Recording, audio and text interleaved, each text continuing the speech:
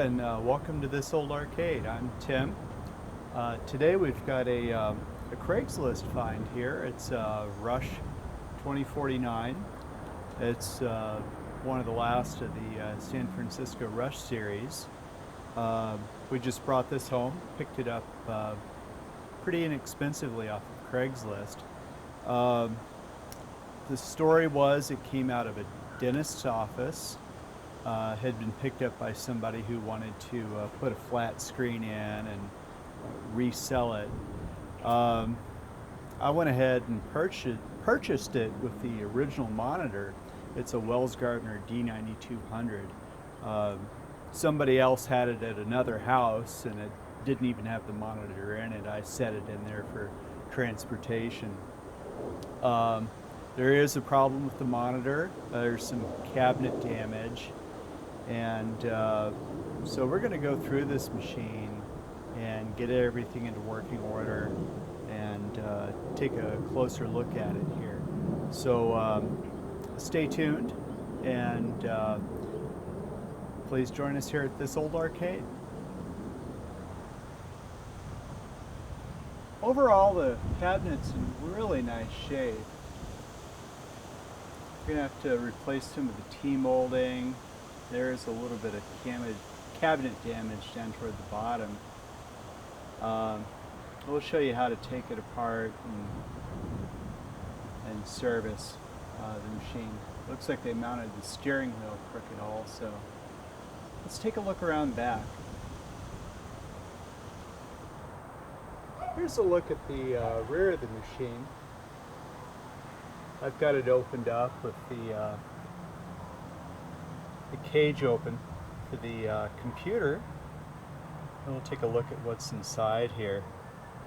It's the same system as Gauntlet Legends. We've got a video card here, and then you have your motherboards, power supply, your wheel board. It's a pretty cool setup. This is a data backup battery that goes bad. Chances are we'll have to replace that. So anyhow, and then this is our monitor up here, of course. I'm probably going to take this board out, take a quick look at it. Make sure this camera's up enough here to see that. There we go, here's our monitor. The chassis, to take a quick look at it. This I may send off to be repaired to P&L Video Games. Then I'm going to test the tube first, of course, to see if it's in good enough shape to put any money into repairing. So that's basically it. It's a solid cabinet, good shape.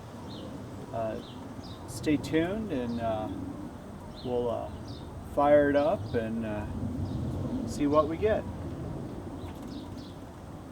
Hi, welcome back to This Old Arcade. Today I'm going to go ahead and dig into this Rush 2049. Going to pull out the monitor, test the tube, check a few things on the monitor board. We're going to remove the seat. The seat slider's stuck in one position, so we're going to see what's going on with that, and then maybe think about replacing some T-molding.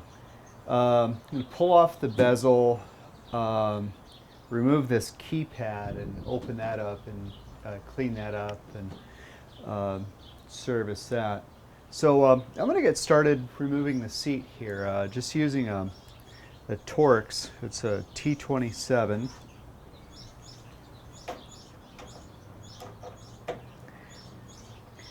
It's, of course, when I moved this was all separated. It's a nice thing about the Rush 2049s. The seat separates from the main cabinet, unlike San Francisco Rush, where it was all one thing. The main cabinet here is missing a wheel. So I'm going to see if I can find a wheel to replace that too. It should have 4, there's only 3. So it'll buckle a little bit when you sit in it. Okay, let's see here. Get this to pull back. You can see that main cabinet tips a little bit because that wheel's missing. There's your wiring harness here. There's a main 3, 6, 9, 12, 15 pin Molex connector. And then there's 4 grounds here. Imagine those are maybe for the speakers. This has got a really cool speaker system on it. We're just going to wheel the seat aside here. There's 3 wheels on the seat, so it does tip a little bit. Let's see here. I'm going to put this cabinet up on a block.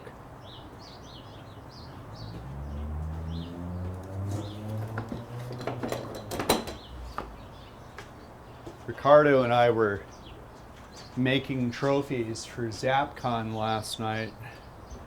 We're trying to make our own, so it's some scrap wood from the trophies. There we go, that's better. Next thing I'm going to do is drop the control panel. That uses that same T27, and there's only 1 in here because I didn't put all 3 in. I knew I was going to be taking it apart.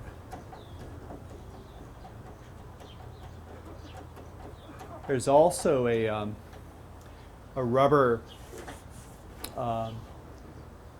masking that fits around the tube. I assume it's for shock protection because there's no glass in front of this tube. There's no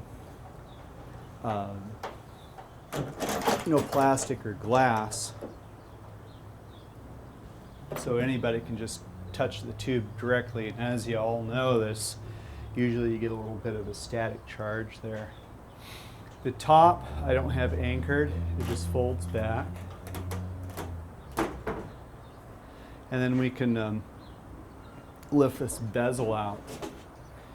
I have to be careful to unplug the harness for our keypad, which we'll take a closer look at in a little while.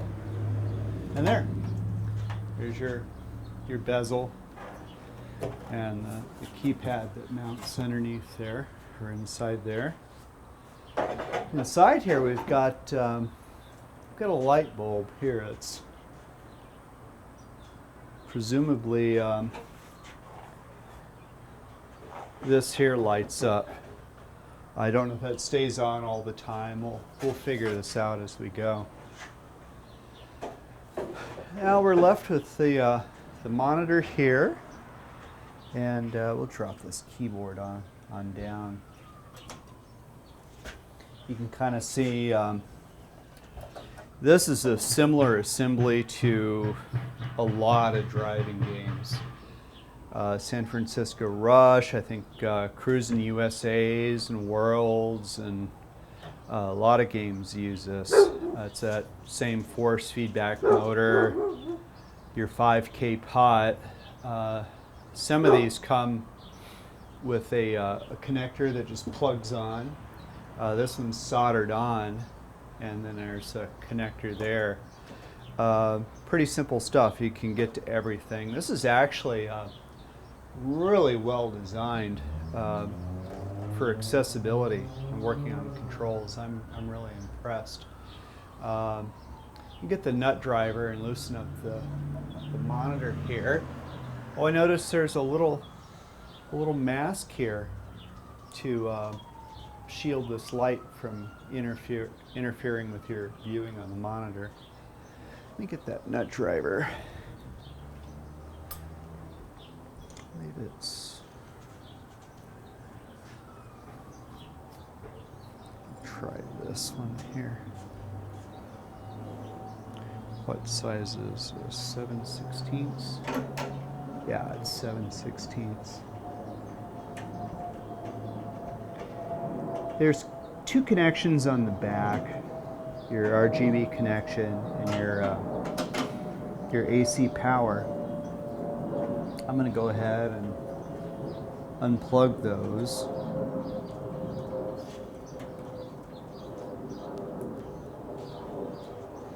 So you get the AC power and the RGB. This D9200 monitor is it's triple mode. It'll do 15.7 kilohertz, 25 kilohertz, and 31 point something kilohertz. I know there's a range that it'll work in. The same as the vertical frequency has a wider range on it than just 60 hertz.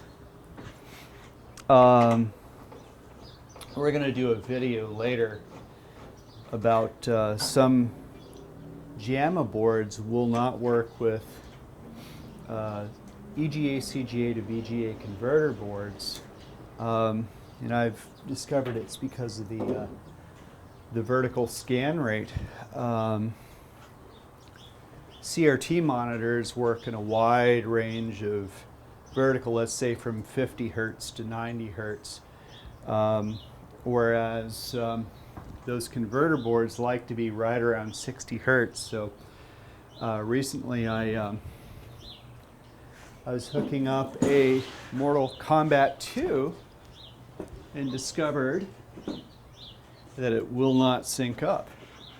I've got 15.7 kilohertz on the horizontal frequency coming out of the board, but I believe it's only 53, 54 hertz on the vertical. All right, let me double check. I think I've got everything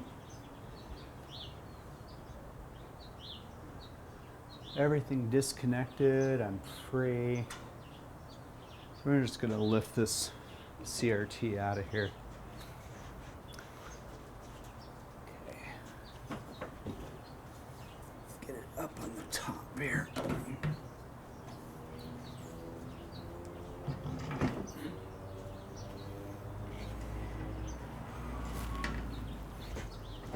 There we go. I've already discharged the tube. These Wells Gardners have a really good discharge circuit in them. Just kind of tilt it. I'm not really lifting any weight yet. I'm just gonna set it down on this cart so we can hook up our rejuvenator and test the tube. I'll give you a closer look at that. So, well, there it is. Just in a few minutes, we've stripped this down, pulled the monitor out, and we'll take a closer look at the monitor. Stay tuned. All right, so I've got my tester set up here. I know we've already done a video on rejuvenation, and I just really want to check and see the health of this tube before I put any money into repairing this this chassis here. Okay, so I'm gonna just gently pop this neck board off here. On this D9200, it's got these resistors mounted vertically on here, and oh boy, and these transistors on the heat sinks. You bump that, you could crack the board, and then you'd be in trouble. All right, so I do know that this has a shorted horizontal output transistor, and I see there's a couple of bad caps. On these 9200s, when that horizontal output go, usually it takes out a whole bunch of other parts, diodes and transistors. So that's why I'm thinking about this time, instead of spending hours and hours going through this thing, I might clue you guys into P&L video games over in California. They do a flat rate repair for monitors. I think it's only 59 bucks. And they'll replace flybacks and transistors and a lot of hard components. They'll replace a cap if it's bad, but they don't do cap kits. Let's see here. So we've got the heater warmed up. I don't see any leakage. I'm going to set our cutoff. Oh my gosh. This almost looks like a brand new picture tube. Really high emissions. Okay, gosh, it all looks nice and even. So we'll go to test. Oh wow. Okay. Everything's in a really good green range here on the low setting on my G2. Yeah, I wouldn't even want to rejuvenate this. It's in such good shape. I'm going to do a focus test on here. The focus is kind of in the yellow range.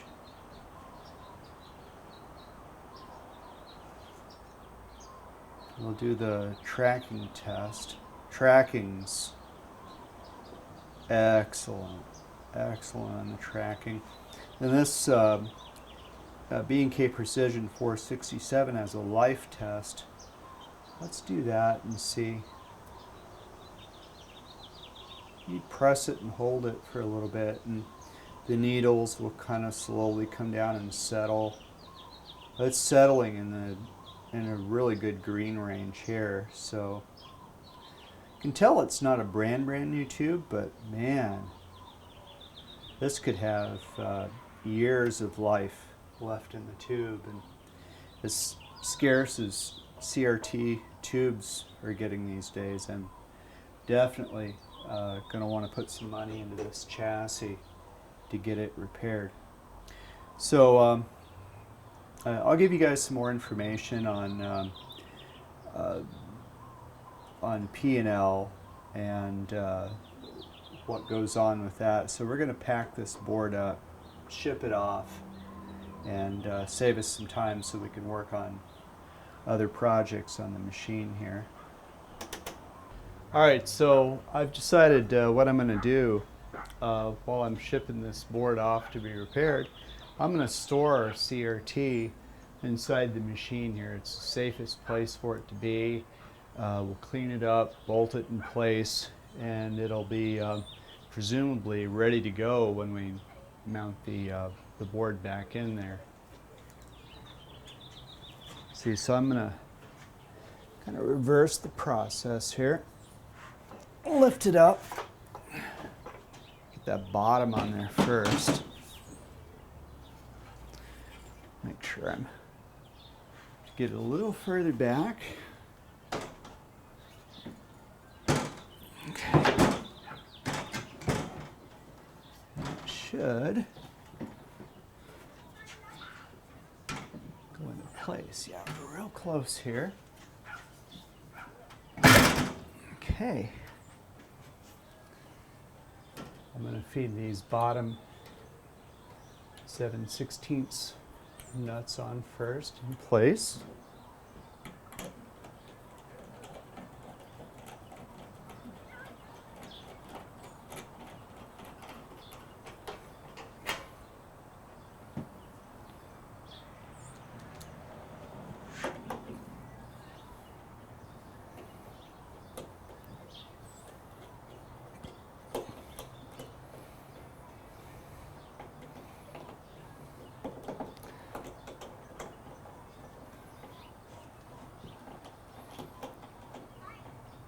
I can't imagine having a a flat screen or even like a widescreen TV in this, it's going to really ruin a lot of the originality of the machine. You might be able to get a decent picture of it, but the way the bezel is, you can't put any glass in front of it, so it's, I think it would wind up looking amateurish. So I think I'm pretty lucky I got a decent tube out of this.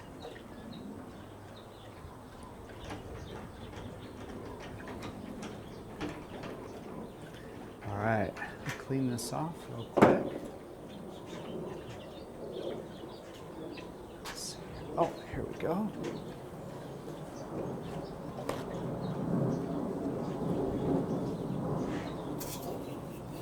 Throw a little glass cleaner on there. It's kind of cruddy around the edges where it was either in a game room or wherever it was for all those years, and nobody was ever able to clean the edges, so it built up that gunk. Kind of get, there we go. It's better down here too. It's always nice to have a clean cabinet. Let's see if we can fit that that rubber piece in place. Get that back over here.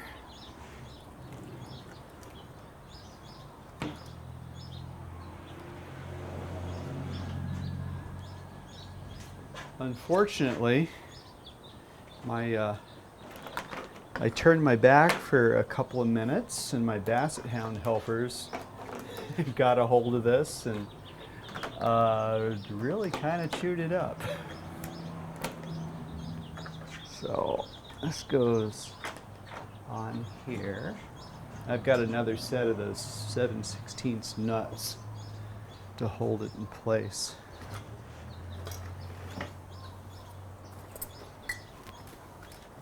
It's like, oh, there's some washers for it too. 1, 2, 3.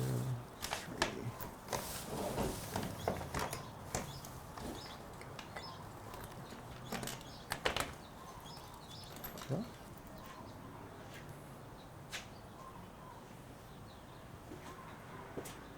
It's like something like this.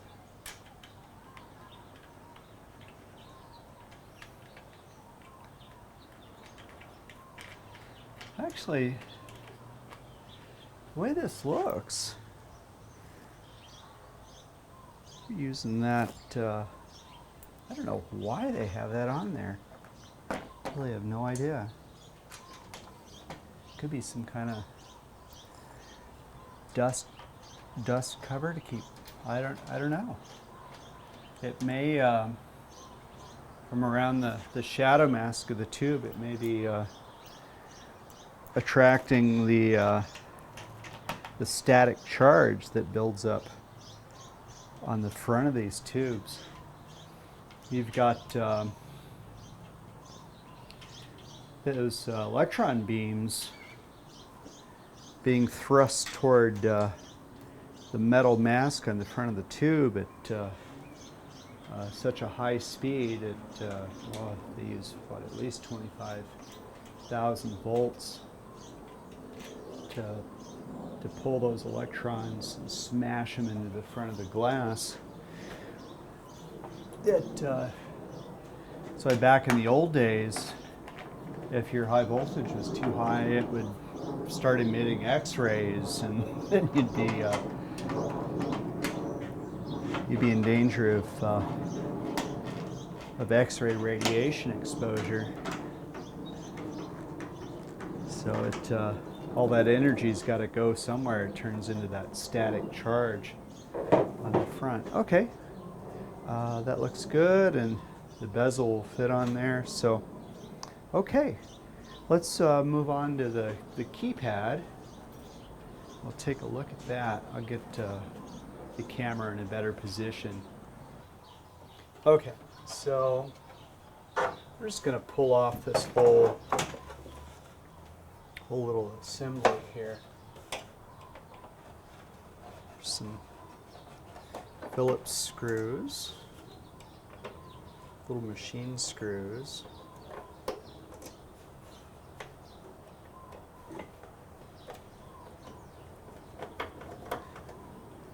This particular game, you can't really advance on it, do like the extra tracks or get any special cars unless you join the Team Rush and enter a code on this keypad, and then the machine stores your name. That's the only way you can get your name up on the high score list. And these racing games aren't a whole lot of fun unless you can save your high scores. So we've got our little metal bezel here, and our keypad, you can see it's kind of nasty, gross up inside there. I'll see if I can figure a way of cleaning that out. But right now I'm going to pull off the back here. It's a simple switch matrix. There's no semiconductors inside here. I know that you can still get these keypads. I see them on eBay. I think Happy even sells new ones. So, okay, we got this lifted off. The little rubber protector there. Now here, we've got the little PC board connector and a whole bunch of little screws here. We're going to pull off all of these screws and lift this off of here and expose the matrix and the presumably the back of the keypads, which I assume are some type of metal oxide, in order to you know, complete the switch matrix, complete the circuit.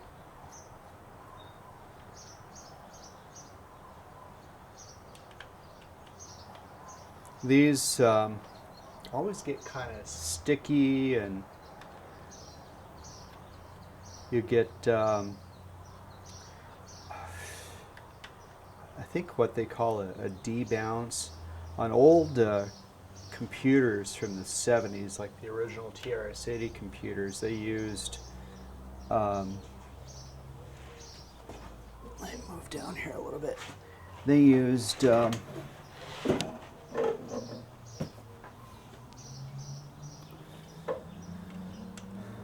these simple switches.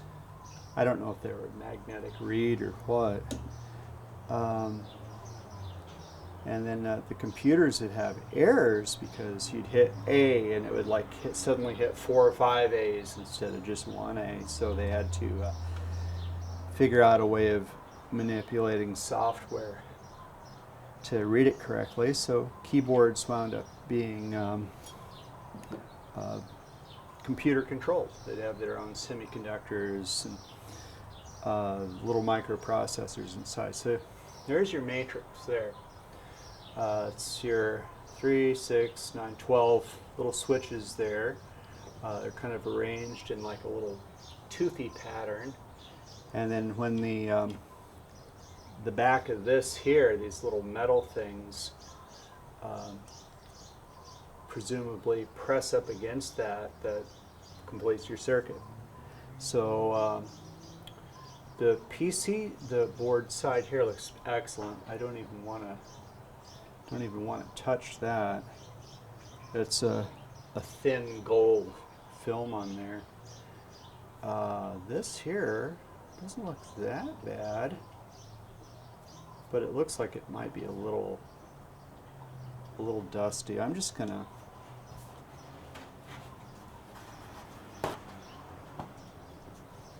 gently wipe that with my towel here.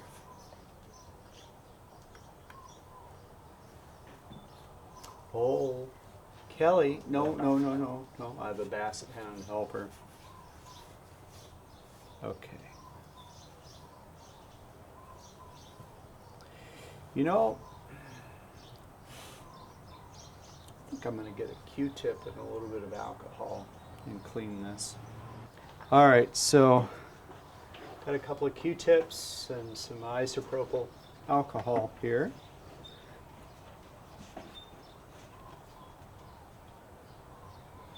Just kind of carefully go over these. I'm going to swab them one at a time here. Oh my gosh, getting a dirt residue off.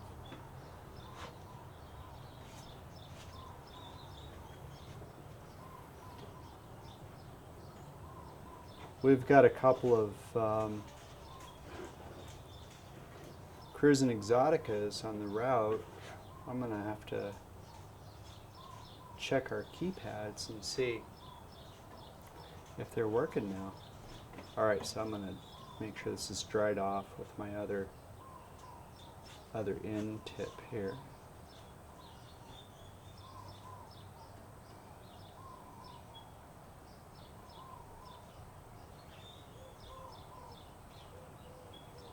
Make sure this is good and dry before I put it back together. But wow, yeah, I got some. I don't know if that'll focus on that.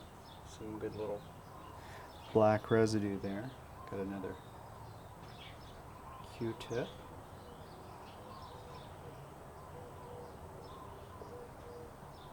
We'll just put this back together, back on the bezel, and let's see. Get the correct orientation here. Oh, I'll do it that way. First, oh, cool. There. Whole bunch of keys. I'm going to see if I can clean this out here with my alcohol.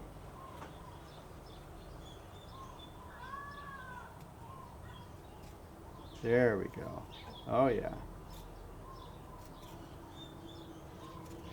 That is helping a lot. Go down through the sides there. Oh man, look at that grunge in there. Do that once again.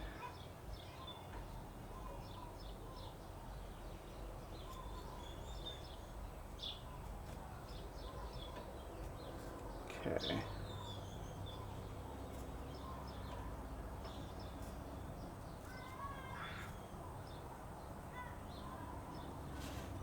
Just kind of polish it off with my paper towel. Oh yeah, that's looking good.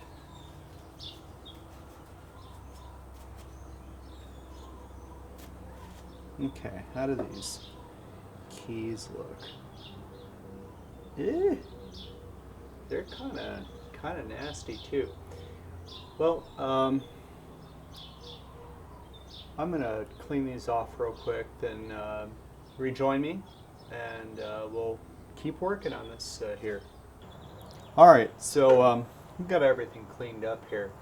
I wound up taking all these little keys and the bezel here, brought it in the kitchen, put dish soap on it, scrubbed it with a bottle brush, and cleaned these off real good. They came out really nice and shiny. So we're gonna put this back together. This is keyed here. There's 2 tabs and 1. So we'll see here. I know the bottom of my PC board's the bottom of the unit. So okay, there's the 2 tabs and 1. So this is the bottom. I'll start feeding these in. Now my pound key goes there. There's 9. That'd be that'd be terrible if I put this together and got it backwards or something. 6, 3. Oh, these are going in real nice. 3, 4, 5, 6, 5, 0, star, 7, there's 1, 2, 4, and last but not least, 8. Okay, let's see here.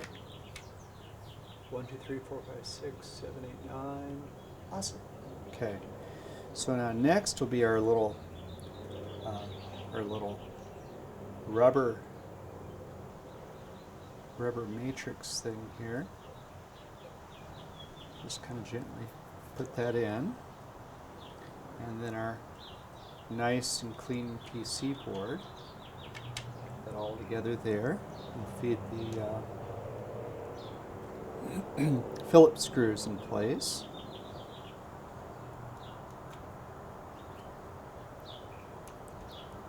And we'll tighten everything up.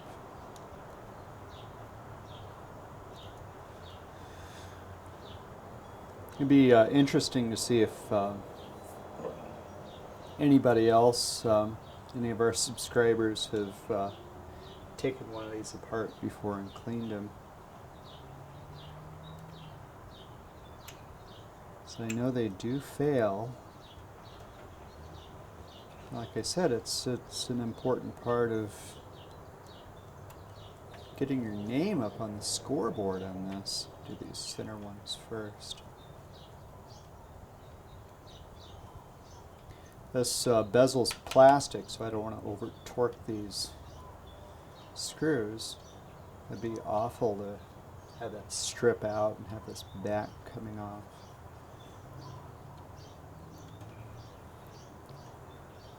I did turn the machine on and was able to start a game, and you know, without seeing anything, I could hear the keypad, and a lot of these buttons were sticking, and they multiple repeat. Oh yeah, that feels real nice now. Okay, so we can put this all back together here now. All right, I'll get this little plate back on the back. It's the rubber piece, and then the backing plate. It seals it up pretty nice. You see how nice it kept the PC board from corroding or anything. And we'll clean up our bezel. Before I reinstall the bezel, I'm going to want to let's see, 1, 2. Those are. Make sure I'm using the right screws here. Before I put the bezel back together, there's a little GE bulb. There we go. That flashes behind the bezel, so I want to make sure I can get that bulb replaced. It's raining and cloudy here in Phoenix today, which if you've ever been in Phoenix, you treasure the days that are rainy and cloudy. Way too much sunshine here. Okay, there's our little keypad unit. Let's see if I can get the bezel kind of cleaned up here. Let's set this aside. 2, 3, have all my screws.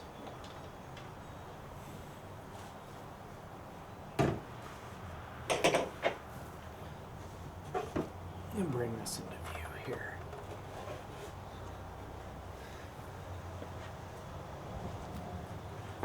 I'm going to mainly focus on these areas here that are covered up, the places that are hard to hard to clean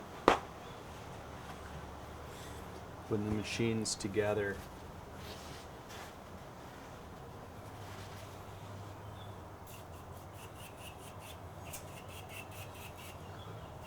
This blue material is such an improvement over San Francisco Rush, where the bezel was green and it was kind of a rough texture. It was really hard to clean. This is smooth. It's a nice color. It should polish up real nicely.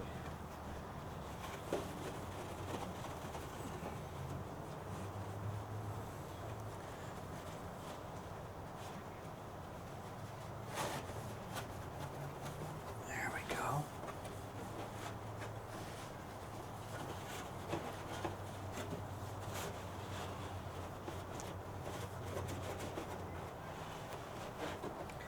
Get around the keypad area.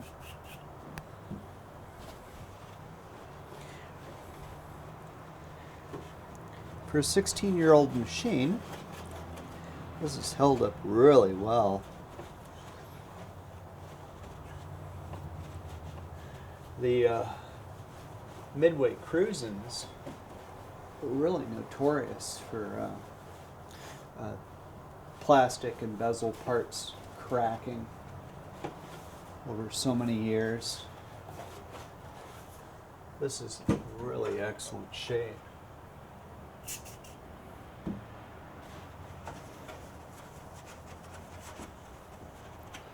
Some of this I'll be able to get after we put the machine together.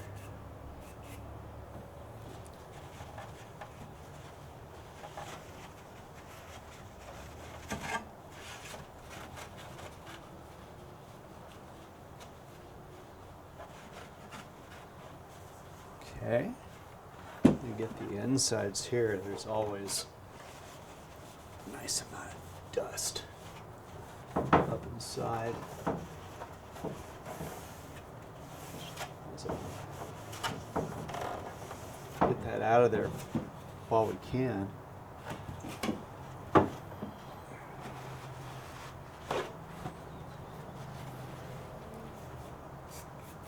Slightly spray this.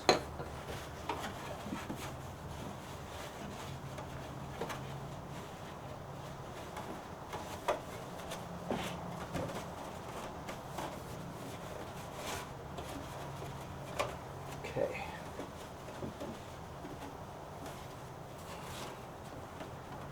All right, put this keypad back in place here. Looks good.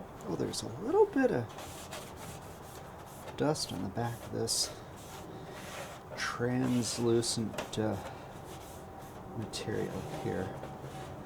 We're going to find the bulb for. Okay.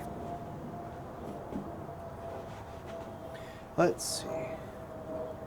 We'll get the orientation of this metal bezel on the front here, like so. And just the same process in reverse.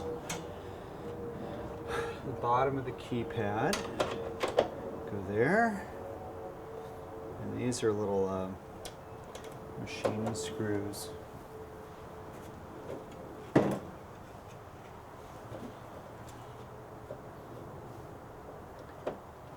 Into place.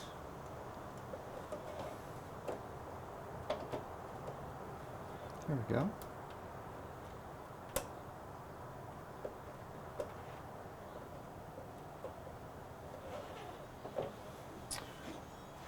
There's my little Phillips.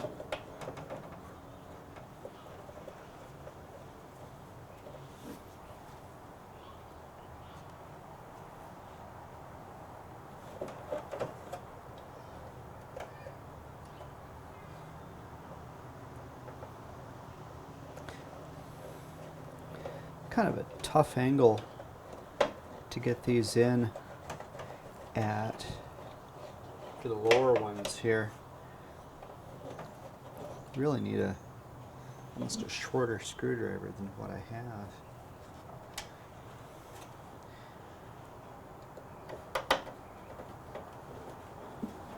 My big hands don't always fit well in small spaces.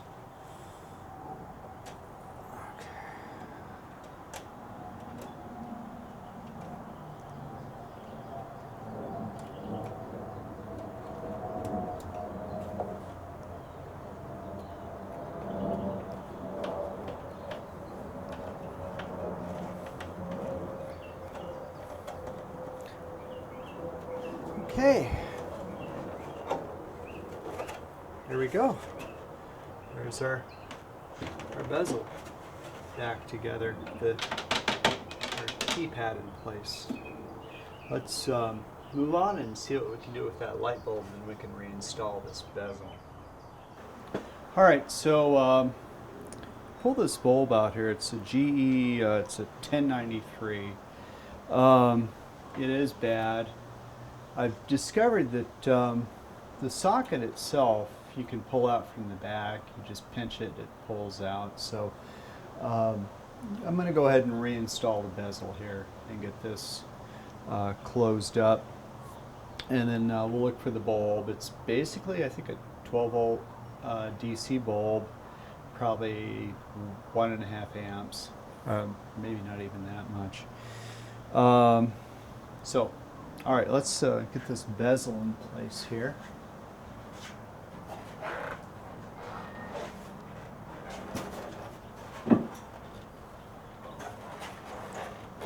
I'm going to get this wire harness on here first. Snap that in place.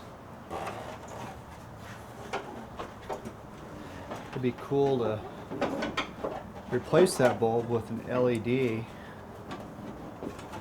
if the circuit's suitable to an LED.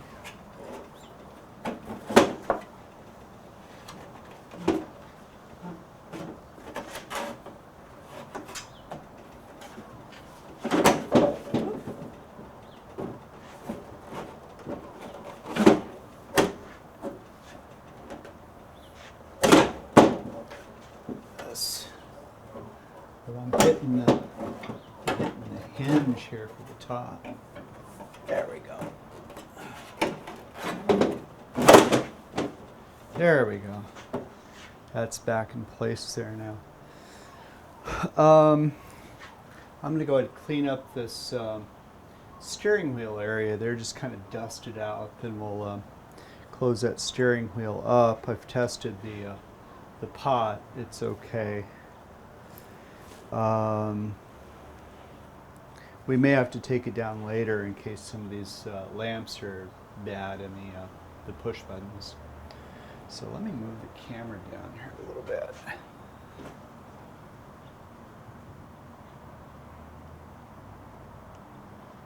Tilt that down a little bit.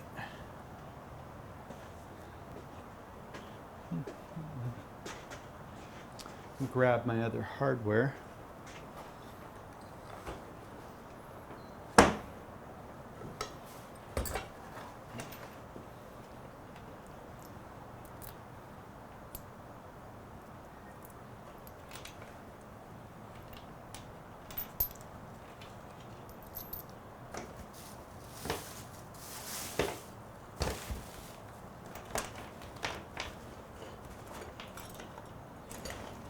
All right.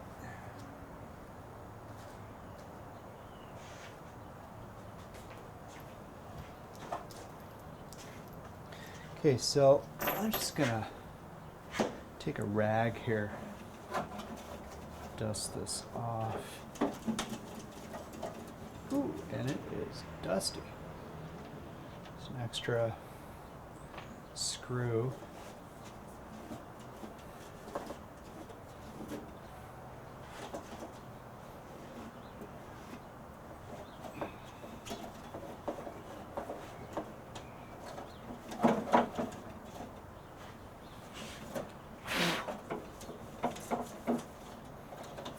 Sometimes when I'm in the shop, I've got an air compressor and an air line, and I'll just spray compressed air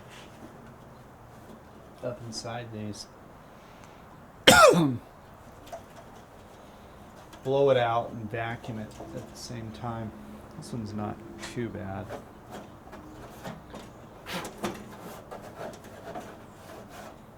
Okay. All right. The belt looks good. The two gears look good. Everything looks really excellent on here. Now that wheel's definitely off. This is all the way right. That's all the way left. It's about center there, so they mounted the wheel off axis. Let's see. It's gonna be here.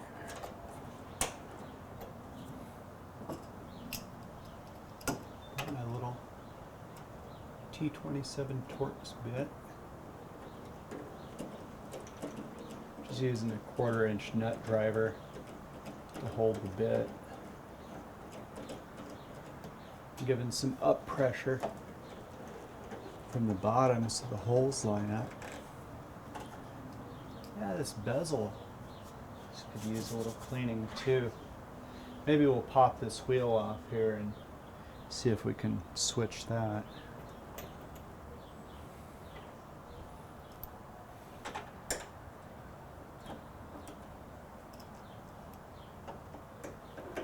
So do I have...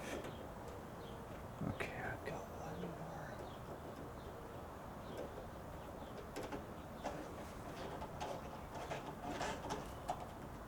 It's good and tight.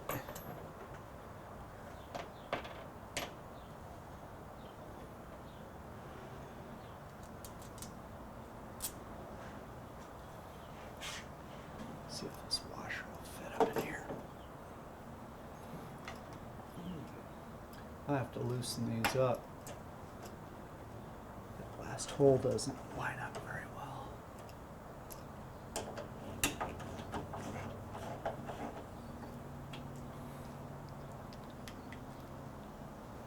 There we go.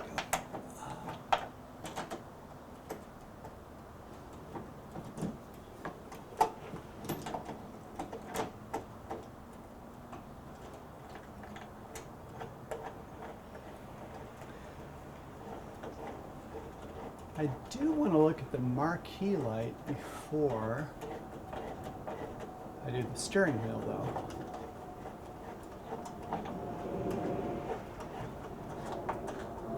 Okay, that's tight.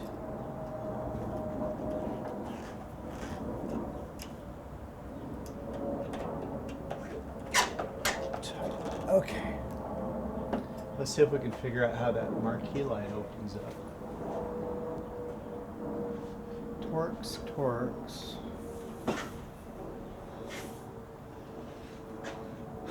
Hinge this up here. Looks like the easiest is going to be to the easiest is going to be tilt the camera up.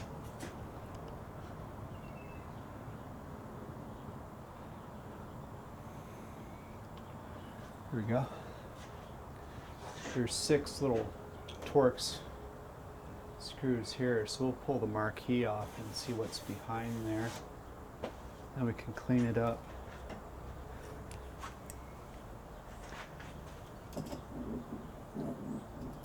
Done with this T27 bit for now.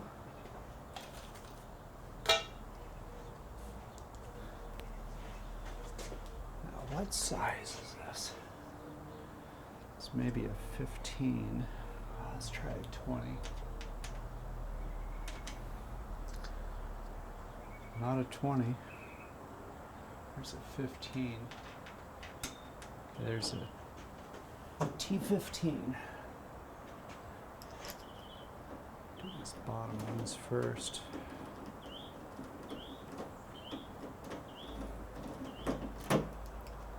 If we're lucky, it's just going to take a fluorescent tube. The ballast is good. If the ballast is bad, I'll consider putting in an LED fixture.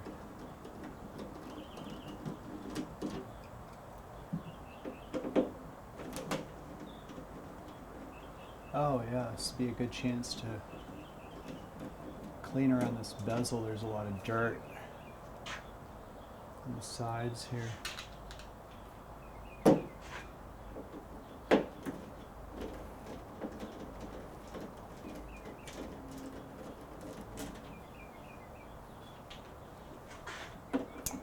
And the last screw.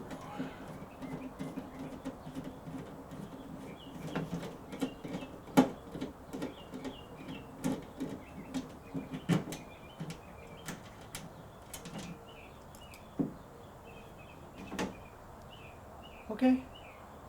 All right. I'm going to try a new bulb and starter, and we'll see what happens here. All right, so I pulled a known working bulb and starter out of an old fixture. I'll pull out this here. That's the bad bulb. And here's this starter here. That may be the original factory starter. Let's see if I can get these pins aligned. Oh, I got lucky.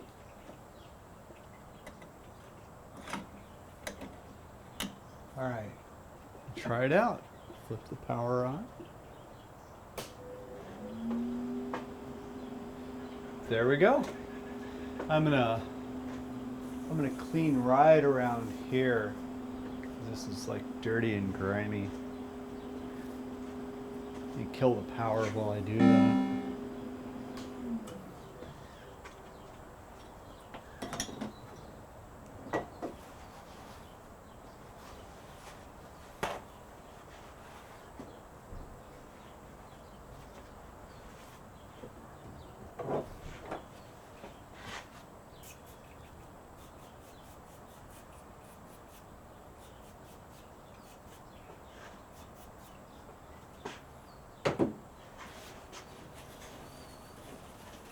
All right.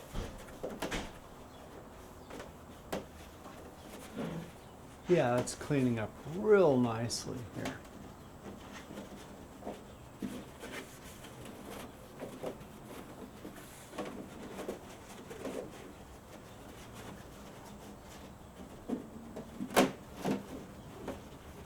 Okay.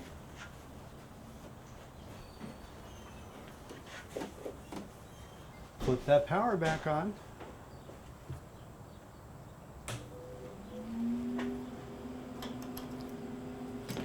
Now, as always, one important consideration on these is this fluorescent produces heat, and it dries up and cracks out these marquees.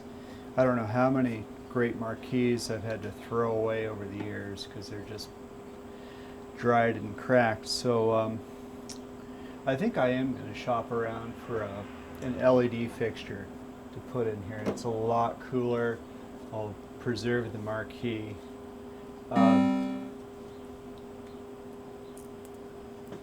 But for now, this is going to be limited use. It's not going to stay turned on and bake 24 hours a day, 7 days a week in a location.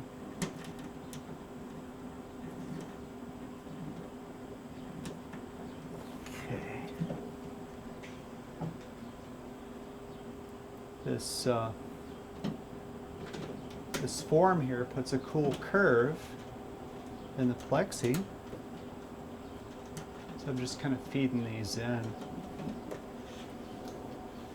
a little bit at a time, so I can, match up the holes and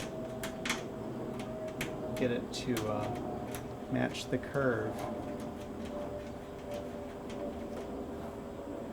I'm assuming those dings are a good sound. I don't hear anything, so it's probably doing a pedal calibration. We'll go through and just do those. I don't know where the computer is, and it's usually in a board. Okay, it's doing the steering wheel there. Let's see if it'll pop on.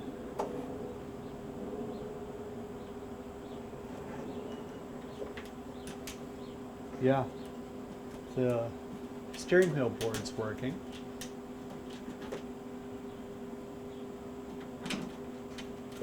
Do those pedals again.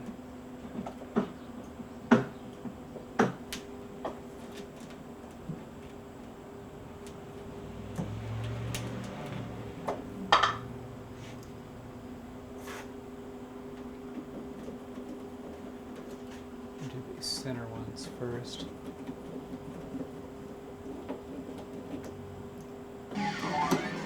There you go. You got game sound. So now we can test out that keypad and see how well that's working. Just, you know, with the audible tones.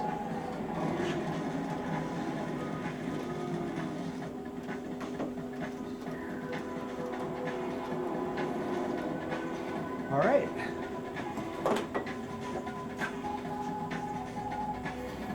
Bit of Windex in there.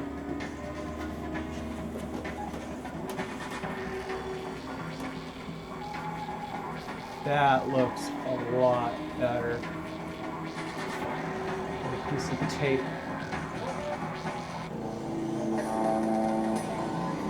Probably somebody's out of order sign.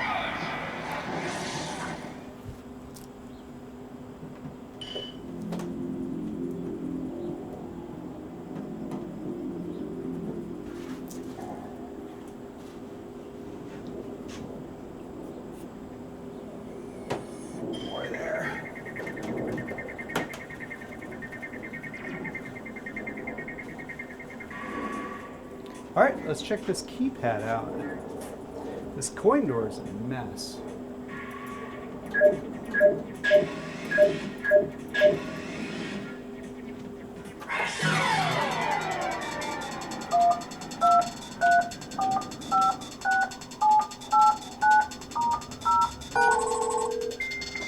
Nice, nice. Work just with one touch every time. Cool. All right, so I think when we come back, hopefully I'll get the monitor back so we can test it out, actually see what's going on the screen. Kill this here. So we can actually see what's going on the screen. And then we got to go through the seat. Make sure the shifter switches are working. Find out why that seat slider isn't working. Sometimes when the teeth go bad in there, people will go in and lock them in place. I've got really long legs, so I want that seat all the way back so I can sit in. So we'll diagnose it and see if it's just stuck or if it's repairable or if there's a broken spring or a latch. And then we'll see if we can go to Home Depot and get a cast or a new wheel for this corner over here on the main cabinet. So stay tuned, and thanks for watching this old arcade.